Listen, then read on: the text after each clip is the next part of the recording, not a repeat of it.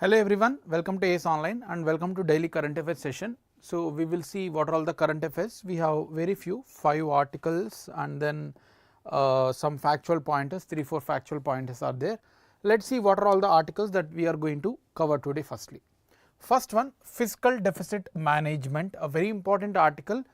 This was reported by one of the private agency, what is the fiscal management in India and all. So, we will see what is fiscal management, how can it be compared with the total debt.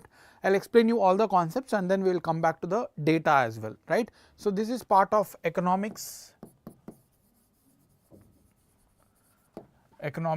Next one, Charaideo Maidams. So, this is part of culture or history you can take, right. So, this was recently got history or culture. So, yesterday we got the UNESCO World Heritage Site tag for this particular Maidam. So, we will see what are them and some features about it. Then we have Climate Finance Action Fund, which was released by Azerbaijan and of course, it has a global significance. This is part of environment. Then Agnipath scheme we have discussed some 1 month or 2 months back the same articles, but again yesterday it was there in news because our honorable Prime Minister Narendra Modi ji has backed this, and there was an article criticized by the Mallikarjun Kharge. He is also the part of Congress, one of the stalwarts in Congress party, right. So, all these things we will see in detail about the Agnipath scheme. This is part of defense. Then we have ports in India. This was taken from Press Information Bureau. We have a very good data related to the ports, like which are all the major ports and then minor ports and then data which are big ports in terms of cargo handling. There is a lot of data, but we will extract what is relevant for our exam, right. So, this is part of again economy. Then we have factual pointers and practice questions, right. I hope you are following and my voice video is clear. Very good evening, Keshav. So, let us start with the first article, that is about fiscal deficit management, right. So, the context why we have taken this article is there was an article published in Hindu economy section that Fitch ratings. So, these are actually the global private ratings where they have they displayed the confidence on the central government, which is going to achieve the 4.9% of fiscal deficit of GDP, and next year we are going to achieve the 4.5% of the total GDP, right. You might be not very clear, we will have very basic discussion about the fiscal deficit and then we will see, right, what actually the target is and what the government is aiming to improve, fine. Now, what is the fiscal deficit? In any given year, government will have a budget. That means, for example, you take your own expenses in the 1 year, you may expense around 1 lakh, right. So, you will not be able to get it, you will not be able to earn 1 lakh in that particular year. So, you have earned only 90,000 in that year. So, rest of the 10,000 what you will do? You have to borrow from your friends or from any of the persons, right. The same way government has certain budget to be done with the expenditure. They required, say for example 50 lakh crore on an average, it is actually 48.2 currently the total budget. Let us take 50 lakh crore what government is required to do expenditure to run the country, but they did not get the type of revenue, they got only 30 lakh crore. Now, what government will do? There is a deficit of 20 lakh crore. The 20 lakh crore which government has to borrow from the markets or from any other sources is called as a fiscal deficit. So, fiscal deficit is the money that is excess than what government is having the revenue to spend on that particular year, what extra government is required, right. This is usually expressed in terms of percentage of the GDP. How much? For example, our GDP is 326 lakh crore, total GDP of the country. Out of this, how much percentage we are taking as a debt or borrowing, that is, say for example 20 lakh crore. So, 20 lakh crore by 326 lakh crore into 100, if you do the percentage, then you will get the fiscal deficit. So, fiscal deficit is usually measured in terms of comparison with the GDP, right. Currently, we are having 4.9% GDP of this year, 4.9% of GDP, that is at the rate 326 lakh crore. This is the total GDP. Out of that, approximately 4.9% is one which we are borrowing. We here means government, right? Next year we are aiming to reduce it. It should be zero ideally, because whatever the revenue we are getting, we should expense, so that you won't have any debt. But that is not actually possible. And even Fiscal Responsibility FRBM Act, FRBM, Fiscal Responsibility Budget Management Act, FRBM Act 2003 has recommended 3.5% of fiscal deficit. We are nearing it to it, right? During COVID years we went to 9.2%, but now slowly we are coming back, and 3.5% is actually the target given by the FRBM Act. Fine. So this is the concept of fiscal deficit. Now if you see this year budget, which was, we have discussed this also 3-4 days back, 23rd July, there was a budget where the total budget expenditure is 48.2 lakh crore, what government is doing expenditure, but the revenue is just 31.29 lakh crore. So the rest of 16.5 lakh crore is what the fiscal deficit. Is this clear? Yes, correct, Ranjan. Is this clear about the fiscal deficit, the definition of fiscal deficit? Please do confirm, so that I can move to the next. I mean, in the sense we have still more to discuss, but without knowing the fiscal deficit, what actually this is, it is very difficult for you to understand the coming details, right? So please do confirm that have you understood it clearly. I hope that is clear. Now moving to the comparison of fiscal deficit with the total debt. Many students will confused. They are usually confused with the fiscal deficit and the government debt. Both are different. Both are actually different. Fine. So fiscal deficit we have seen. Fiscal deficit means the amount to be borrowed in that year. In that year by the government, right? So this is 1 year what we need to grade. Thank you, Ranjan. So what the government has to borrow, this is called as fiscal deficit, 1 year. But government debt means all the fiscal deficit every year, and of course we will be paying it, we will be paying back, like last 3 years debt we may pay this year. So whatever debt that Indian government of India has accumulated over the years since independence, or maybe even before that, whatever the debt that is accumulated every year, there will be some part which we are borrowing from the market and some part will be paid back. But what it has been accumulated over the years, that is called as the government debt. Currently this is of 90% of GDP.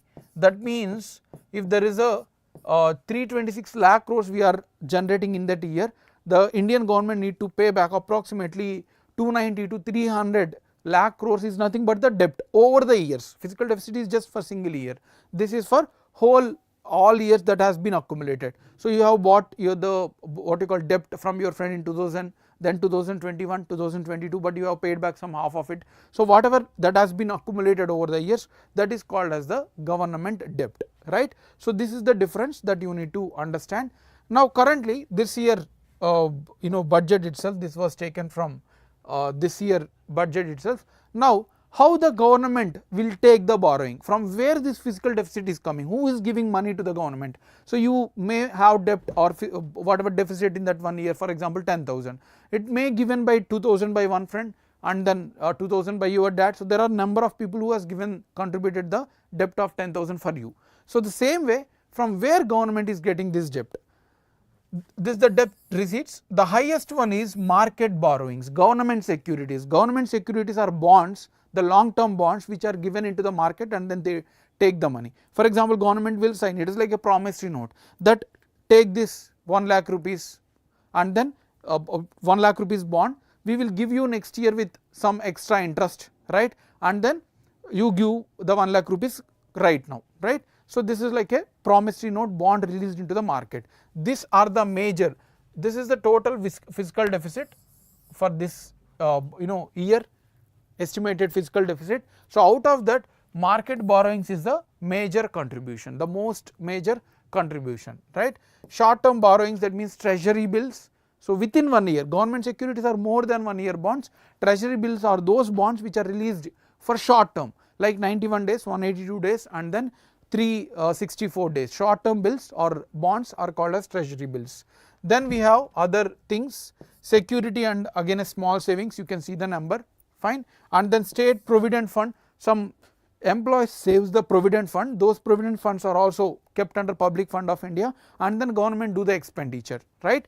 And then other receipts. External debt is very minimal, you can see it is just 15,952 crores. So we are not taking debt from the other countries or other international markets, whether we are taking, government is taking more debt within our markets itself, within our country itself, right. So this is the total debt that we are having, fine.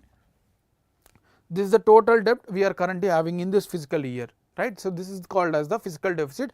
All these 16 lakh 13,000 crore we are bringing from these things, right. So this is the distribution, fine. Now if you see the trend, again this is the same budget this year.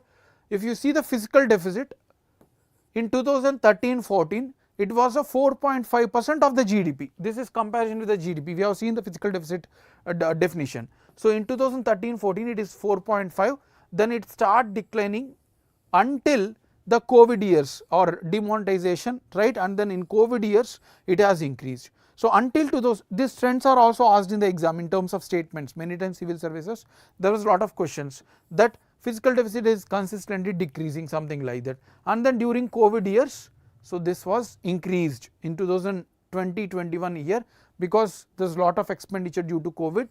So 9.2 it went, and then again from COVID it was declining. So currently we are having 4.9% of the GDP is our fiscal deficit, and there are other deficits also like revenue. We have discussed this in the budget, you can go through them. Always these are usually lesser. Fiscal deficit is the highest one. Out of that there will be revenue deficit, primary deficit, that is interest payments. We have discussed these things, fine. So this is about the deficit trends and why this is an issue. Why fiscal deficit is a bad thing? Because it increases the inflation. Inflation means increase in prices of goods and services. Because of this fiscal deficit, if government is having high fiscal deficit, there will be inflation. That means government is doing lot of expenditure, people are having money and they are giving more money to buy the goods. So the sellers are also charging more. So that is why fiscal deficit has the significance that it may increase the inflation. Then confidence of the lenders, whoever are giving money to the government and many other loans, they will lose confidence because the country is not in a good position. Government is having lot of debt, so they are not very much confident in the country as well. Then ability of government to manage the public debt will decrease as the debt is increasing, right, day by day they are taking more money, so it is very difficult for future to plan it, right. And then lesser fiscal deficit will help the government easily to sell its bonds in the overseas, because if there is a less amount of debt for the government, that means investors are confident this government is having less deficit, so they will pay on time. So this is all the significance of fiscal deficit. Now how can we reduce this? First one, increase tax collection. As government is having less amount of money available, fiscal deficit, they are doing lot of borrowings, so increase the tax. That is why government has increased.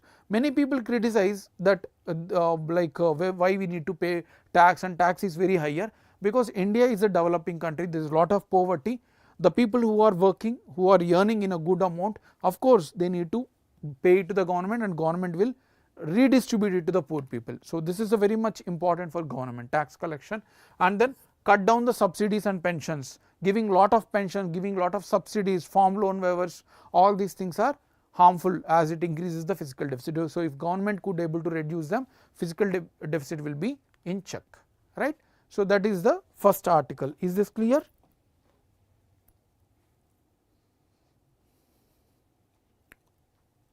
Okay.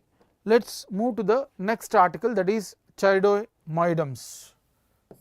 Charaideo Maidams. The context is recently, yesterday only, Assam's Charaideo Maidams has got the United Nations UNESCO World Heritage List. This is the 43rd site from India. So this has got the recognition from UNESCO World Heritage Sites, and this Maidams was kept under the list, right. So till now we were having 42, now 43rd one was added.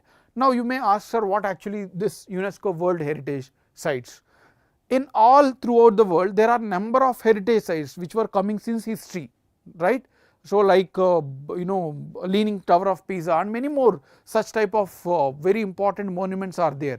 So, if we could not able to recognize them, they will be ignored and they will be in a bad position. So, that is why UNESCO has come up with the initiative to recognize the important sites around the world, so that the protection will be more, the tourism will also be generated. The foreigners who comes from different countries into India, they will know, they will see UNESCO list and then they accordingly they will roam, right. So, they will reach out for the tourism. For that purpose only the UNESCO is maintaining the World Heritage list. Under that all the lists are divided into, all the sites are divided into cultural as well as natural sites. There are cultural sites like temples, right, Hampi temple, and there are like natural heritage like Western Ghats, Sundarbans, which is having a natural biodiversity. So, it is recognized or categorized into two, fine. Some sites will be mixed also, some sites will have a both cultural as well as natural heritage tag, fine. So, this is about the World Heritage Site. And about UNESCO sites from India, total 43 are there,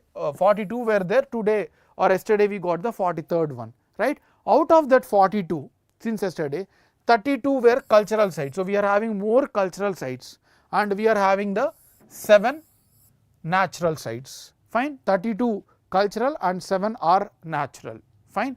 And we have one mixed site as well. I think this cultural sites, 34 and 7 and one mixed site, that is Kanchenjunga. Kanchenjunga in Sikkim is a mixed site, right. So, 34 cultural and 7 natural. So, 41 plus 1 is now the Kanchenjunga mixed site. 43rd one, now it was part of the cultural site only. So, now 35 cultural sites are there, 7 natural sites are there and 1 mixed site are there, right. And the first sites to be listed under this from India is Ajanta caves, Ellora caves, Agra fort, Taj Mahal are the ones. So, this year is important. The first UNESCO sites from India were added in 1983, right, and the most recent one were to add as Hoysala temple and as well as Shanti Niketan from West Bengal. These two were added in the 2023, right. So, this is the recent most, and now this year we got yesterday only this Maidams, right. So, the list I am giving it, you can just download the PDF which will be available, right. So, these are all the 42 sites from India, fine, UNESCO World Heritage list. Now, coming back to the Charaideo Maidams which got the tag, I hope you are following, yeah. So, this has got the tag. Now, what are they? They will ask you in the exam about the features as well. You might be aware about the Egypt pyramids where the dead mummies we call, right, were buried under it. The same way the Assam also has that Charaideo Maidams. These are nothing but the mounds of earth, you can see here. You can see here, yeah. So, this is a mound of earth where the dead are cremated or buried under this particular site. So, this is like a mount, like how pyramids are there in Egypt, the same way they were buried, fine. This was called as tumulus in local, right, or mound of earth, and these burials were belong to the Ahom dynasty. So, in the Assam there was a dynasty, Ahom dynasty, which ruled in 13th to 19th century. So, those burials were kept under this. You can see here there are number of such burial sites, fine. So, this has got the tag. They are located in the Sivasagar town near in the Assam, right. So, these mounds consist of one or more vault chambers. Vault chambers means opening. So, you can enter and you can see it as well, right. So, these are some features and few more. There is also a pavilion. So, this is the pavilion, the topmost one. Here it is called as Chow Chali. Chow Chali was the mold which was placed under this, right. They are similar to or they are comparable to the Egypt mummy pyramids which we are very popular, right. So, these were compared to them, and then Ahom is particularly called as pyramids of Assam. They are these Charaideo Maidams were called as pyramids of Assam as well. Currently there are more than 150, but only 30 are protected by the Archaeological Survey of India, right. So, these are the features of Charaideo Maidams, fine. So, that is about the second article. Now, moving to the third article, you have any doubts in this? You can ask here if you have any doubts. or else we will move to the third article, that is, these are all actually factual pointers. So, you no need to worry too much about concept, you just need to revise and remember, right. Climate Finance Action Fund. The context is, this was taken from down to earth. Azerbaijan has this COP, like you might be aware about the UNFCCC, we have discussed many times, United Nations Fund for Climate Change. This was launched way back in 1992 through Rio conference, right, because of the world countries has recognized the importance of climate change, and every year we are meeting. So, that is called as Conference of Parties, COP. Every year in December all the countries will meet together and then they will discuss the climate issues. This year the UNFCCC COP 29, Conference of Party 29th time they are meeting in Azerbaijan, Baku, right. So, they are meeting in Baku, Azerbaijan. So, Azerbaijan is the host country. Because of that, it has come up with the initiative Climate Finance Action Fund. Remember, Climate Finance Action Fund, there will be a lot of questions, right. And what is this fund about? If you go back to the 19th century or late 18th century, there is a lot of industrialization which has happened, and mostly the climate issues has emerged because of those events. So, the reason is actually developed countries like USA and European countries, those are the ones, Britishers, France, Portuguese, those are the countries which are responsible for today's climate change, right. Now, they are asking not to use the fossil fuels and all to the developing countries. How can that be possible? They have already developed, they are now rich countries, but now they are asking everyone to reduce the fossil fuels. So, it is very difficult. For that purpose, the developed countries has to take responsible and they have to fund the developing countries to mitigate these climate change events. For that purpose, the Azerbaijan has launched the Climate Finance Action Fund under UNFCCC, where this fund is going to support the developing countries in fighting against the climate change, fine. And this is going to be achieving the keeping the temperature less than 1.5 degree according to the Paris Agreement in 2015. All the countries has agreed that we will not allow the temperature to rise more than 1.5 degree when we compare to the industrial revolution time, right. So, this target to achieve that, the developed countries has to contribute, and this will be funded, the fund will be based on Baku, which is in Azerbaijan, the capital of Azerbaijan, and this fund will start giving the support the developing countries once it has accumulated $1 billion, right. 1 billion means 100 crores and multiplied by, you can multiply the dollar 80 rupees. So, unless it is accumulated with $1 billion, there won't be any loans or support, only once it is accumulated. Similarly, 10 contributing countries has to take the shareholding. So, 10 countries has to join and they have to say that we will support this initiative, then only it will come into the implementation, fine. So, this is about the Climate Finance Action Fund, very small article. Is there any doubts? That means Ranjan, there is an Archaeological Survey of India and we have a Monuments Protection Act of 1958. Yesterday only we have seen that there are 3,900 monuments which were protected. So, here Archaeological Survey of India itself will take care. There is no requirement of any state government or any local people. So, it is completely under the Archaeological Survey of India, which is an organization under Ministry of Culture, right. So, out of this 150 Maidams are there, total burial sites, earth mounds, only 30 are protected, rest of 120 are not protected by Archaeological Survey of India, it is taken care by the state governments itself, right. I hope that is clear.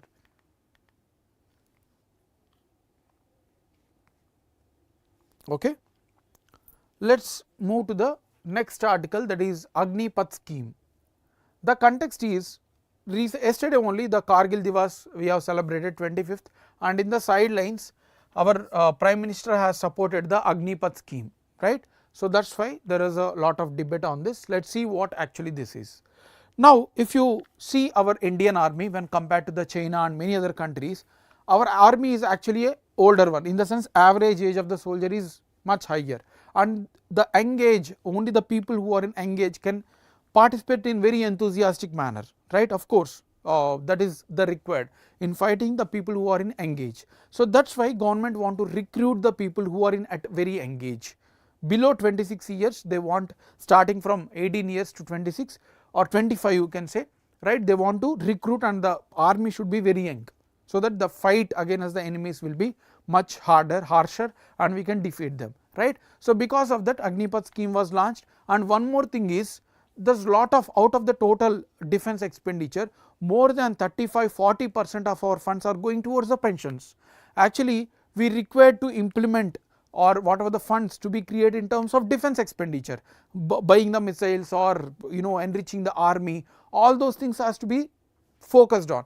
But the total army expenditure, defense expenditure, 30-35% or 40% funds are going towards the pensions itself. That is why this scheme was also one of the reasons to launch, where here the Agniveers will not get any pension. They will, we will see what they will get, but there is no pension, and then they are very young to fight, fine.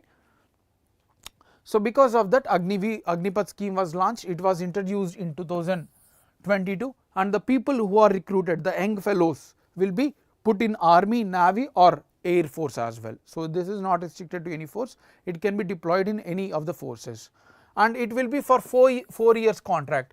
The people or the young persons who will be recruited under Agnipath scheme, only 4 years they will work and they will go back, right. They will be given with certain funds, and then they can do whatever business and all, fine. At present, all sailors are airmen, soldiers, everyone are recruited, and out of this total recruitees, the total amount numbers recruited, out of that 25% people who are best performers out of the total recruiters, 25% people will be taken as a permanent army members or the members of the defense, and rest of the 75% they will go back to their home and they can do business whatever they required, right. So, only 25% will be made permanent, fine. And the recruitment will start from the 17.5 years. That means actually the eligibility is 18 to 21, but they have tweaked less because 6 months will go in training, 6 months they have to subjected to training. So, that is why the eligibility age is 17.5 years and then until 21. That means if they join at 17.5 years, they can work till 4 years. That means approximately 21 plus 4 you can add, 21.5 years they will retire, right. I mean retire in the sense they will go back, and if they are recruited at 21 years age, they will work until 25. So, that means it is making the Indian army more younger, fine. So, that is the objective, and the eligibility is class 10 to 12, any the qualification I mean 10th or beyond that. So, they will be recruited, fine. So, this recruitment will repeat for every 6 months, for every 6 months the Ministry of Defence will recruit, right, and Agniveers will not be eligible for any pension. So, this here government is also saving the pension. Pension means every month they have to be given, right. So, we are wasting lot of funds on pensions. So, that is why pensions will not be given to them. But what benefits they will get, that is important. Their package will start at 4.76 lakhs per year in the first year, and in the 4th year they will get 6.92 lakhs. So, every year they will have a increase in the package for 4 years, right. So, this is the salary of them. Then in addition to that, they will get the allowance for the travel and uniform, whatever the uniform and travel that is required, those will be given by the government, fine. And Agniveers, out of this total package, 30% will be kept aside, 30% will be kept aside, and same 30% will be matched by the government. So, this fund will be accumulated over the 4 years, it will accumulate up to 11.72 lakh rupees, and at the end of 4 years this Agniveers will be given with this 11.71 lakhs, right, and then they can take this and go back home, they can start any business or whatever that is required, right. So, annual I mean 30-day annual leave will be given, while the sick leave will be based on the medical advice. So, 30 mandatory leaves per year, and beyond that there will be sick leave also given to them based on the medical recommendation, right. And they will have a life insurance cover of 48 lakhs. That means if something happens during the service, so they will have an insurance of 48 lakh rupees. So, all these are the benefits of Agniveers. So, through this the Indian government is making Indian army more younger, and also they are saving lot of pensions. They are also encouraging young people to come into the service and then they can serve, also they are getting all the benefits, right. So, this is the Agnipath scheme. I hope that is clear. Okay. So, that is about the Agnipath scheme. The last article, we are having a very good facts in today's this particular article. Let us decode them. You have to remember all the facts, whatever I am stressing. No need to worry about all the details, but whatever we are stressing, you need to remember, right. So, the context is Government of India is going to give the major port status to Vadhavan in Maharashtra, a very important one. Vadhavan port will be a major port in the coming days, which is located in the Maharashtra. They will ask you in the exam.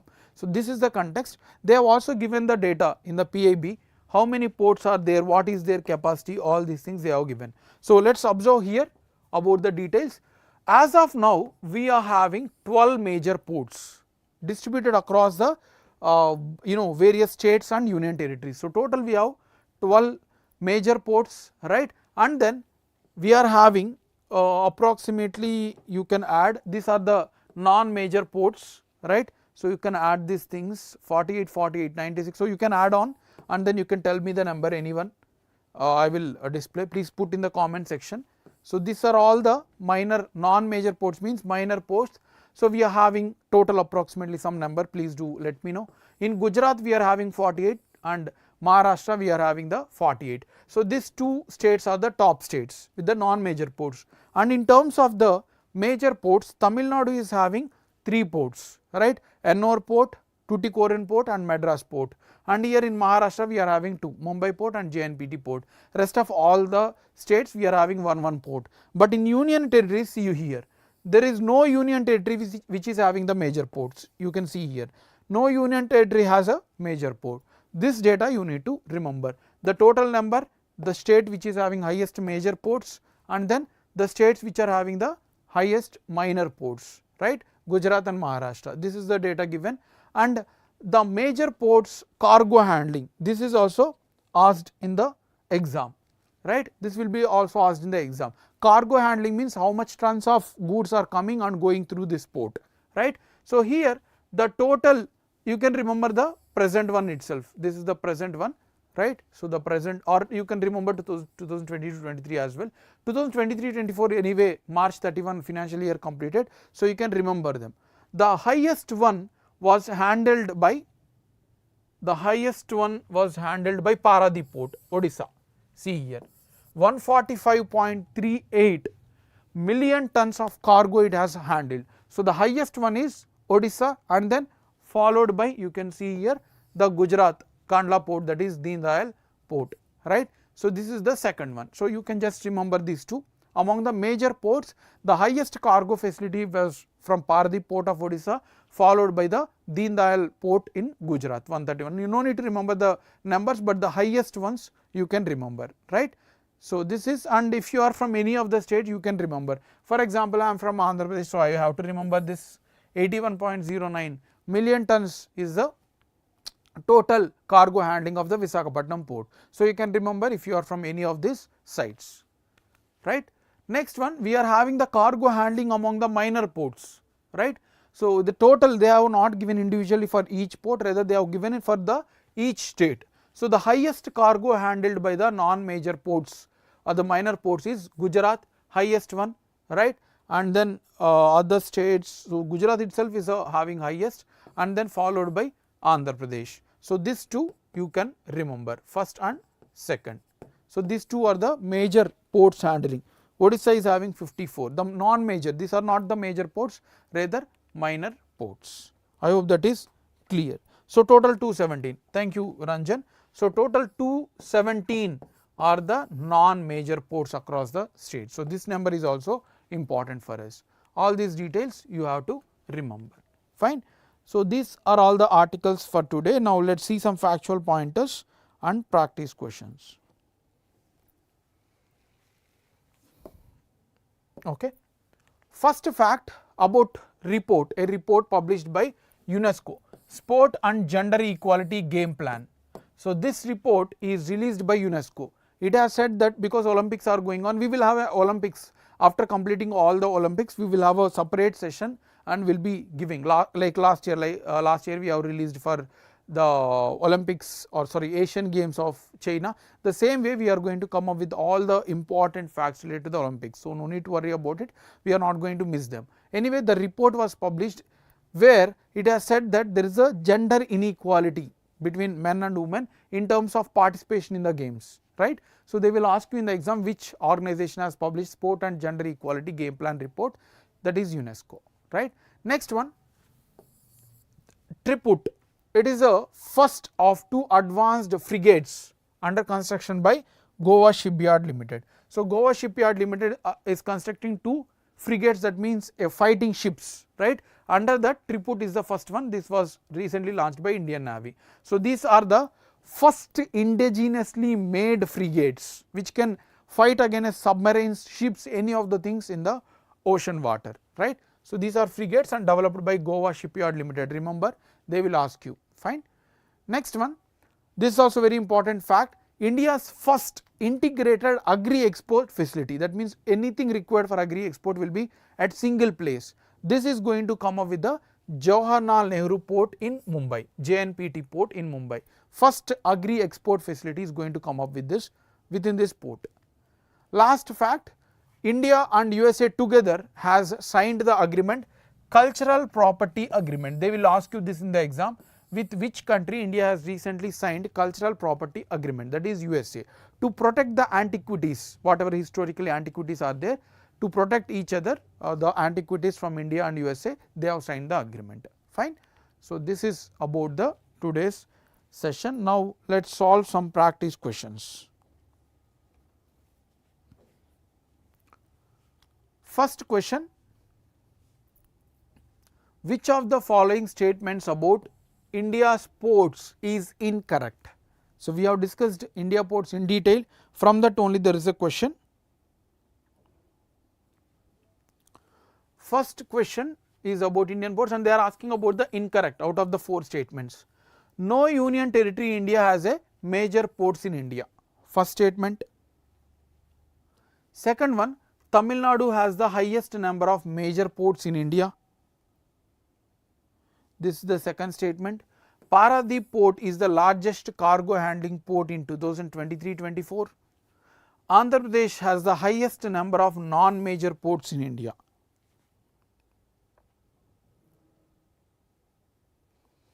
So, which one is incorrect? We have discussed in detail about the ports. Now, tell me.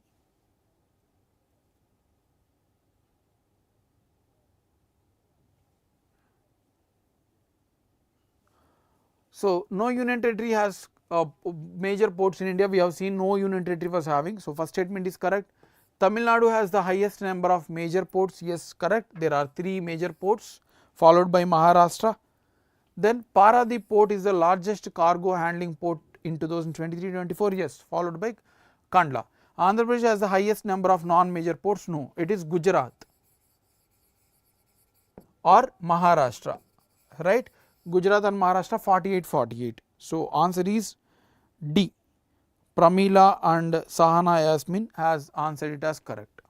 We have discussed this, fine. So, this is about the ports. Next question, what is the significance of Charaideo Maidams, which got recently UNESCO heritage tag?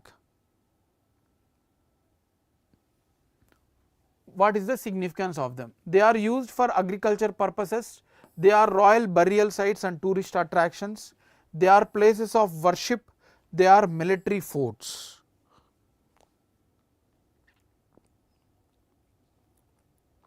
For first question it is D, I do not know why many students have answered differently. A very direct fact that we have discussed. So, for second question, they are not worship places, military places or agriculture purposes, they are burials of ancient burial sites and then tourist attractions, correct. Sahana, Ranjan and Pramila has answered this correct. Next question, this is one of the previous questions of UPSC. Consider the following statements about fiscal deficit trends in India, right. Fiscal deficit trends in India. Fiscal deficit is consistently decreasing since COVID years in India. Since COVID they are saying that fiscal deficit is decreasing. Treasury bills forms part of the largest source of government in financing the fiscal deficit. Yes, Keshav, correct for the previous question. Ranjan, Sahana has answered as well. Third statement, fiscal deficit is always equal or more than revenue deficit. right. So, they are saying that revenue deficit is always low or at max it can be equal to the fiscal deficit. So, 3 statements. So, which one are correct?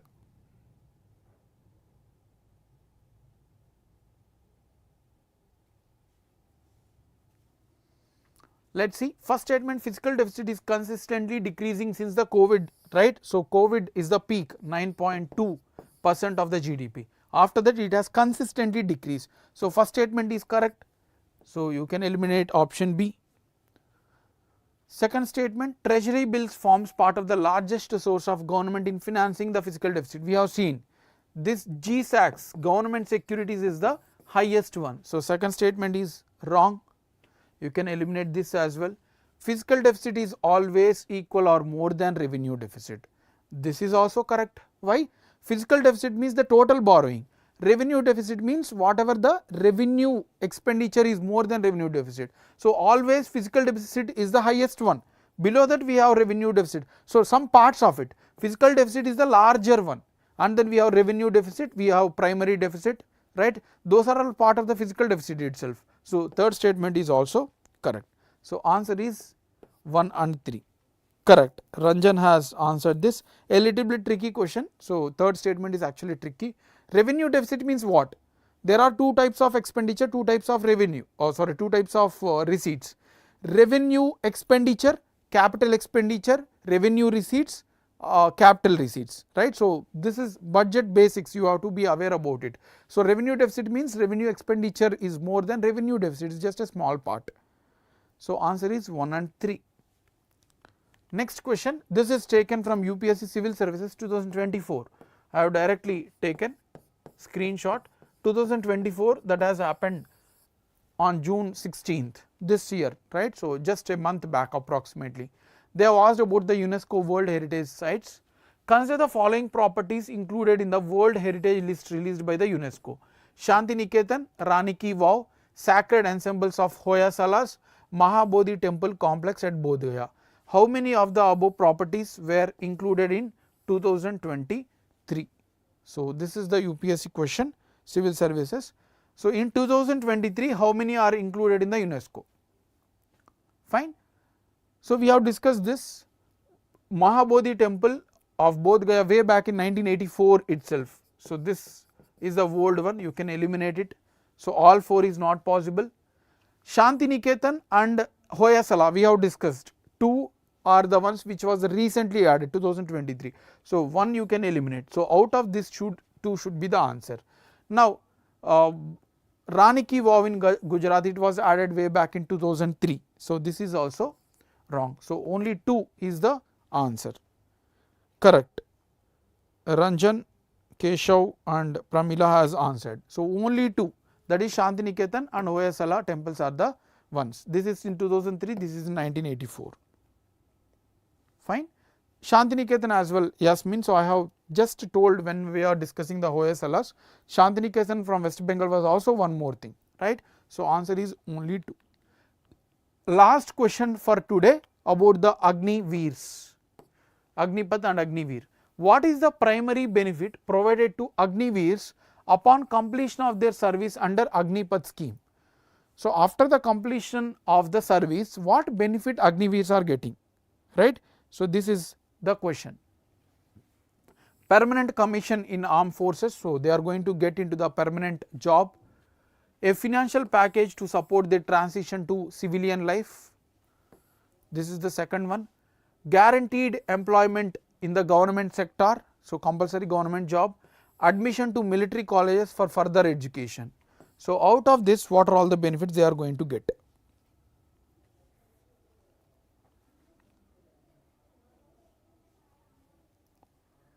So, the answer is they are not going to get an admission into the education, they are not going to get the permanent employment in the government, right, not have permanent work in the army. So, they are going to get the financial package of 11.71 lakh to transit into the normal life, right. So, yes, Ranjan, Sahana and Keshav has answered this correct. So, this is a small session within 45 minutes. I hope you have enjoyed. We have a number of facts as well. So, try to revise, and tomorrow is a week off. Happy weekend. We will see you in Monday. Okay. Have a great evening. Thank you.